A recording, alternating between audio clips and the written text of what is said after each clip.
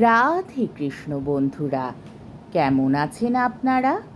আশা করি সবাই ভালো আছেন। আজকে আবার একটা নতুন ভিডিও নিয়ে হাজির হয়ে গেছি। ভিডিওটি শেষ অবধি দেখার অনুরোধ রইল। আজকের গল্প বিভূতিভূষণ বন্দ্যোপাধ্যায়ের পরিহাস। গল্পটি 2টি পর্বে পাঠ করব। আজ প্রথম পর্ব। অনেক বছর ব্যবধানে মানব জীবনে যে নাটক অভিনীত হয়, যে সূক্ষ্ম আবেদনের সৃষ্টি করে, এই গল্পটি তারই গল্প। রামতারক বন্দ্যোপাধ্যায় যখন মারা যান 1265 সালে, তখন তার সম্পত্তি বেশ ভালোই ছিল কুড়ুলগাছিতে। রামতারক বন্দ্যোপাধ্যায় স্ত্রী পুত্র ছিল না। তিনি তার সম্পত্তি ছোট ভাই রামগতিকে দিয়ে গেলেন। সন্ধ্যার সময় ছোট ভাইকে ডেকে বললেন, কিছু মনে করিসনি রামা? অনেক মামলা করেছি তোর সঙ্গে বিষয় নিয়ে, সব তো রেখে যেতে হলো, সঙ্গে কিছুই নিয়ে যেতে পারলাম না। এখন সব বুঝতে পারছি ভাই, কিছুই কিছু না, নকলের জন্য আসল হারিয়ে বসে আছি। একটা কথা বলি শোন, উঠোনের ওই জবাতলায় আমার 5 টাকা পোতা আছে, তুলে নিস। রামগতির সঙ্গে দাদার মুখ দেখা দেখি ছিল না বহুদিন থেকে। কেউ কারো বাড়িতে যেত না, যদিও পাশাপাশি বাড়ি। রামগতি কেঁদে ফেলে বললেন, দাদা তুমি কি বলছো? আমি জসাইকাঠি থেকে নীলমণি কবিরাজকে কাল সকালেই নিয়ে আসবো। কোনো ভয় নেই দাদা, তুমি ভালো হয়ে উঠবে। রামতারক ম্লান হেসে বললেন, এদিকে আয়, আশীর্বাদ করি।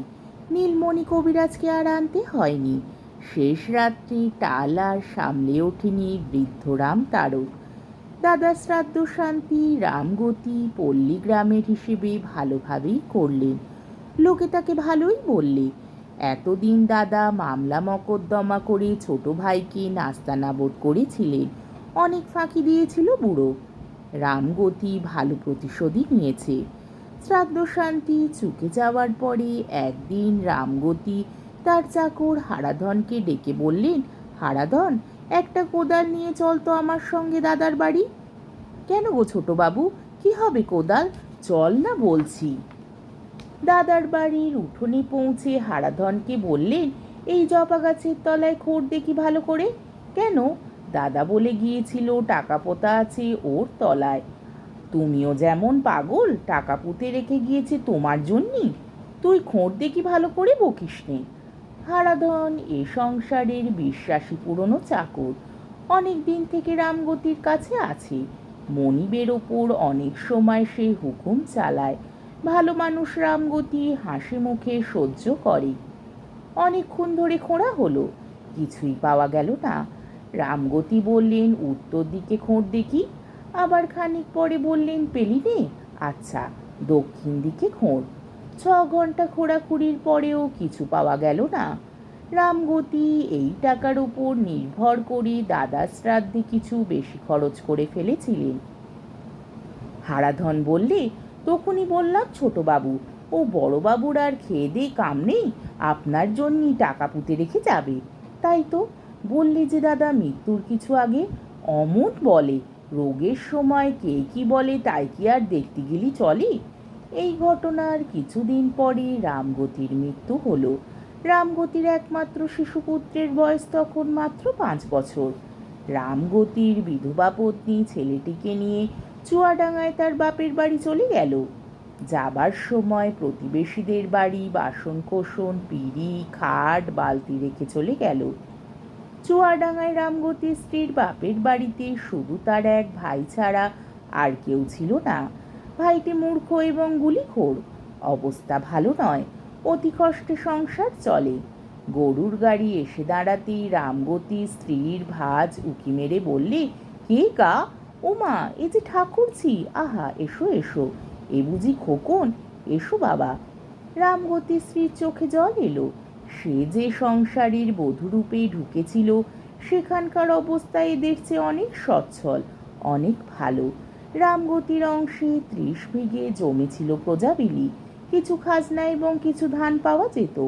খাওয়া দাওয়ার অবস্থাও ছিল অনেক ভালো, কিন্তু রামগতির স্ত্রী শিশুপুত্র নিয়ে সেখানে থাকতে সাহস করেনি বলেই দাদার আশ্রয় এসে পড়ল। গোড়া থেকে সে ভুল করেছিল। গুলিখোর দাদার ঘরে সব দিন চাল থাকে না।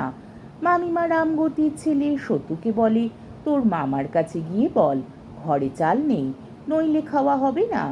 সতু গুলির আড্ডা দৌড়ের কাছে ভয়ে ভয়ে এসে দাঁড়িয়ে বলতো, ও মামা, কেউ কথা বলে না। আড্ডার রকম দেখে সতুর মুখ দিয়েও কথা বেরোতে চাইতো না। সেখানে দেয়ালে হেলান দিয়ে সারি সারি লোক বসে আছে, মুখে তাদের লম্বা প্যাকাটির নল, কলসির কানা ভাঙার ওপর বসানো থেলোহুকোর সঙ্গে সেই নল লাগানো।